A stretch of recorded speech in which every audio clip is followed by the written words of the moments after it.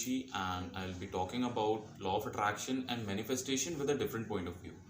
मैं law of attraction और manifestation, ये दो जो शब्द हैं जिनके बारे में आजकल बहुत ज़्यादा चर्चा हो रही है, like it's being discussed all over. I will be presenting a different point of view regarding that. So here it goes. Like law of attraction हमेशा लोग एसोसिएट करते हैं कि हम दिन भर उस चीज़ के बारे में बैठ के सोचें, like we think about it all the time, every single moment, and believe that it has happened, कि हम उस पर यकीन कर लें कि हमें वो चीज़ मिल चुकी है एंड हमारी ज़िंदगी में वो चीज़ आ जाएगी. भले ही वो प्यार हो, पैसा हो, या ऐसी कोई भी चीज़ जिसकी हमको जीवन में कमी चल रही हो. Like if there is anything associated with love, money, finance matters, anything, if we wish to attract that, law of attraction or manifestation things can make it happen. But that's not the proper reality. It's partially true. ये कुछ हद तक सही है, but कुछ चीज़ें इसमें अभी भी छुपी हैं जो लोग नहीं जानते हैं, या फिर लोग जानते भी हैं तो उन चीज़ों को अनदेखा कर देते हैं. Like people are confused regarding those things. Firstly, I'll start with a short story. मैं एक छोटी सी कहानी के साथ शुरुआत करूँगा. एक बार एक इंसान था. There was this guy who went out for a walk. And he went so far away that he reached heaven. कि वो घूमते फिरते वो आदमी निकला और चलते चलते स्वर्ग पहुंच गया. इतना ज़्यादा चल के निकल गया. अब वो जब स्वर्ग पहुंचा, वो थक गया था बहुत ज़्यादा, बिकॉज बहुत ज़्यादा चल चुका था वो. He was like dead tired after so much of walk. So he thought maybe if he could rest somewhere, कि वो कहीं आराम कर पाए. तो उसने पास में ही एक पेड़ देखा. एक बिल्कुल लश ग्रीन पेड़, बहुत हरी भरी पत्तियां और सब कुछ था. It was a lush green tree totally. And he decided कि I take some rest here. मैं यहाँ पे आराम करता हूँ, यहाँ विश्राम करूँगा. And he went there and lied down under the tree. तो पेड़ के नीचे वो जाके लेटा. And for a couple of hours, like 3 or 4 hours, he slept properly. बहुत आराम की नींद उसने ली उस पेड़ के नीचे कुछ घंटों तक. उसके बाद नींद जैसे ही उस इंसान की पूरी हुई, उसने क्या किया, उठा और वो बैठ गया. उसने सोचा कि इतना चल लिया, इतना विश्राम कर लिया, like I have walk so much, I have rested so much, now I am hungry. उसको लगी भूख. अब उसको भूख तो लगी, बट उसने सोचा खाना कहाँ से आएगा. लेकिन मन में उसके विचार उत्पन्न हुए. विचार ऐसे उत्पन्न हुए कि ये मतलब मेरे को ये खाना है, मेरे को वो खाना है. Like he had certain delicacies in his mind which he wanted to eat, but he never got to. Like मन में कुछ ऐसी चीजें खाने की इच्छा उत्पन्न हुई जो उसने कभी खाई नहीं थी, पर वो खाना चाहता था. अचानक से उसके सामने वो सारा का सारा खाना सज गया. अपने आप ही अचानक से प्रकट हुआ. Like all the food that he desired appeared in front of him and he decided to eat it. तो वो खाने लग गया. उसके बाद उसका पेट भर गया. फिर उसने सोचा कि चलो आराम कर लिया, जो मेरे को खाना था मैंने खा लिया, बस अब काश कुछ बढ़िया सा पीने को मिल जाए. तो ही थॉट ऑफ इट एंड उसके सामने whatever he wanted to drink appeared, like different wines, different juices, whatever he wanted to try. मतलब कि अभी तक उसने जो भी सोचा, जो भी मांगा, उसको वो चीज़ मिलते जा रही थी. like everything he wanted he got. So उसने पिया, बिल्कुल संतुष्ट हो गया कि चलो आज तो मेरा दिन इतना अच्छा गया, जो भी मैंने मांगा मेरे को मिला. I got everything that I wanted, so he was totally contented. But all of a sudden a fear developed within him. एक डर उसके अंदर उत्पन्न हुआ कि जो मांग रहा हूँ मुझे मिल रहा है, जरूर मेरे आसपास कोई भूत होगा. अब अभी तक उसकी हर एक सोच हकीकत में तब्दील हो रही थी. Like whatever he thought was coming into manifestation, right? तो भूत भी सच्ची में आ गए. और एक नहीं, उसने कई सारे भूतों की जो विजुअलाइजेशंस करे थे. whatever he thought a ghost would look like, precisely that kind of ghost appeared in front of him. And there were n number of ghosts actually. Then he thought, oh damn, these ghosts are here, definitely they are gonna tie me up and do something wrong to me. ये भूत मेरे को बांध देंगे और मेरे साथ definitely कुछ गलत करने वाले. और वैसा ही हुआ. उसकी हर एक सोच हकीकत में बदल रही थी. भूतों ने बांध दिया उसको. अब अगला थॉट उसके दिमाग में ये आया कि इन्होंने मेरे को बांध दिया है तो मेरे को मारेंगे ये. Now that they have tied me up, they are going to beat the hell out of me. And वो सोच भी हकीकत में तब्दील हुई. That part of getting beaten by ghosts also manifested. Now he was dead scared, dead afraid, and he thought they are beating me so much I am going to die. उसने सोचा ये तो मेरे को इतना मार रहे हैं कि मैं मर जाऊंगा. एंड वो मर गया, he died simply. So the moral of the story is like if we get everything what we desire, what we ask for, definitely we are going to die, right? जो भी हम मांगते हैं वो अगर हमको मिलता गया ना, फिर भी हम जिंदा नहीं बचने वाले.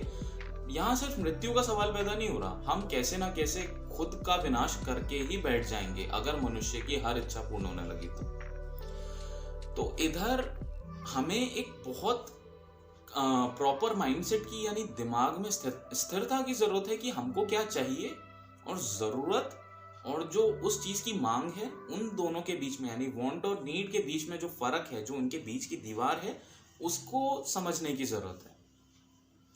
अब इधर सिंपली एक सेइंग है कि when you ask something from the God, he definitely gives it to you. If he doesn't, definitely he is going to give you something even better. भगवान से आप जो मांगोगे आपको मिलेगा, पर अगर नहीं मिलता है तो डेफिनेटली उससे भी कोई ज्यादा अच्छी, कोई ज्यादा महत्वपूर्ण चीज आपको मिलने वाली है. तो इस चीज की हम लोगों को समझ चाहिए कि हमको लाइफ में एक्चुअल में क्या चाहिए और वो आगे जाके हमको किस तरीके से फायदा या नुकसान प्रदान करने वाला है. Like what is that particular thing going to bring to us in the coming time period. So we need some wisdom and maturity for that. तो अगर हम सिर्फ बैठ के सोचते रहेंगे कि ये मिल जाएगा, वो मिल जाएगा, या काश वो मिल जाए तो मेरी जिंदगी और अच्छी हो जाएगी, ये पूरी तरह सत्य नहीं है. It's not totally true that if you get everything या फिर if all of your desires are accomplished then you are going to be happy and contented about it. So this is one very important factor that we need to understand. Now secondly, we are not willing to work hard for that particular thing and we don't actually have the faith for it. क्योंकि अगर मैं अभी बोल दूं बैठ के कि मेरे को 1 करोड़ रुपए चाहिए, मेरे को कॉन्शियसली यानी मेरा मन तो जानता है कि वो चीज मिलना असंभव है, मेरे मन ने उस चीज को असंभव मान लिया, तो we don't have the faith in that grace of the supreme being or the powers that are backing us. जो भी हमारे पीछे की और हमारी ऊपरी शक्तियां हैं उस पर हमारा फेथ नहीं होता है.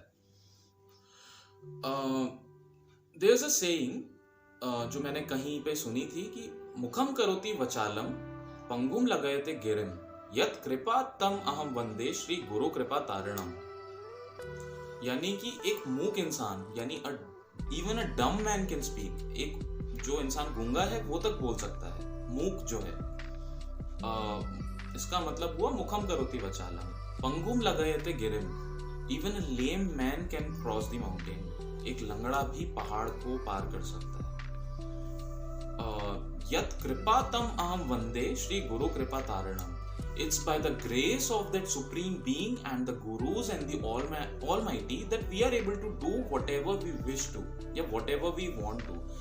ये सारी चीजें तभी संभव हो पाएंगी जब हमको उस ग्रेस पे विश्वास होगा, जब उस पे यकीन होगा कि जो हमारे पीछे की और हमारे ऊपर की शक्तियां हैं, भले ही वो हमारे गुरु हों, हमारे इष्ट हों, हमारे देवी देवता हों, या जो भी जिसमें हम सबसे ज्यादा यकीन रखते हैं, और ये यकीन ही हमको हमारी नैया को पार लगाने वाला है. That is going to make us have whatever we want. The wisdom of the understanding, the first thing. Secondly, the faith. And third would be the willingness to work hard to achieve that.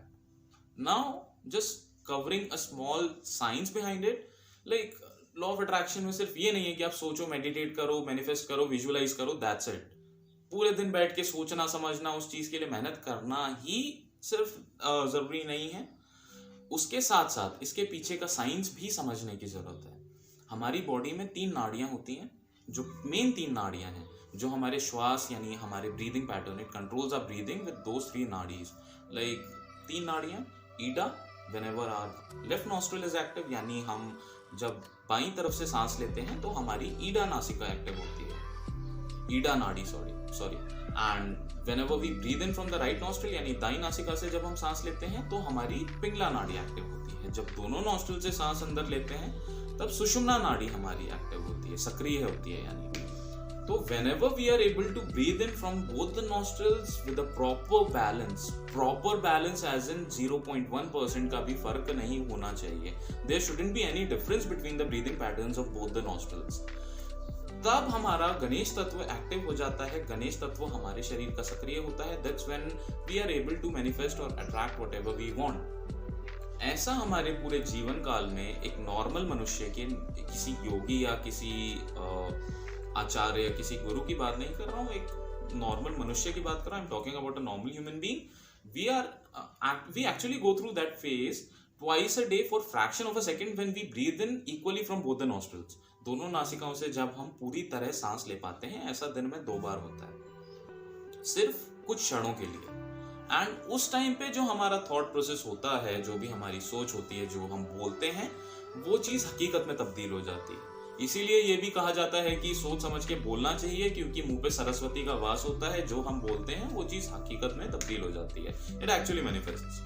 सो ये चीज हमको बहुत ज्यादा समझने की जरूरत है कि इसके पीछे भी एक साइंस बैक कर रहा है। ये सिर्फ एक फेथ से एसोसिएटेड नहीं है। Everything is being backed by science. हर चीज के पीछे कुछ ना कुछ विज्ञान है। तो जब दोनों नॉस्ट्रल एकदम बैलेंस होती हैं, यानी कैसे भी करके, कुछ भी प्रैक्टिसेस करके, नाड़ी भेदन क्रिया या फिर मेडिटेशन, योगा, साधना, जो भी चीज आपके आंतरिक, जो भी आपके चक्र हैं, आपकी कुंडलिनी शक्ति है, जो भी आपके इंटरनल शक्तियां हैं, उनको जब बिल्कुल स्थिरता में ले आता है, आपका उन पे नियंत्रण होता है, तब आप उन चीजों पे नियंत्रण पा सकते हो जो आपकी जिंदगी को कंट्रोल करती हैं। That's whenever you are able to control your inner self, your chakra, your aura, your inner systems, the entire energy system within you, whenever you are able to accomplish that, that's when you are able to attract whatever you want. So these were the things that I wanted to cover, and maybe you will be benefited by the knowledge। शायद किसी ना किसी प्रकार से ये knowledge आपका फायदा करेगी।